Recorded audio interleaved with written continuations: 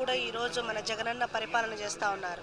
ఈరోజు మనం చూసుకుంటే విద్యలో ఎన్నో మార్పులు తీసుకొని వచ్చారు. ప్రతి ఒక్క పేదవాడు కూడా కార్పొరేట్ పాఠశాలల్లో ఏ విధంగా అయితే విద్యను అభ్యసిస్తారో ఆ విధంగా కూడా ప్రతి ఒక్క పేదవాడు కూడా విద్యను విద్యతోనే ఈ సమాజంలో మార్పు తీసుకురావాలి అనే దృఢమైన నమ్మకంతో ఈరోజు ప్రతి ఒక్క పేదవానికి కూడా ఉన్నతమైన విద్యను, ప్రాథమిక విద్యను, విదేశీ విద్యను అందించి ఈరోజు వాళ్ళకు ఎంతగానో తోడ్పాటును అందిస్తూ ఉన్నారు జగనన్న.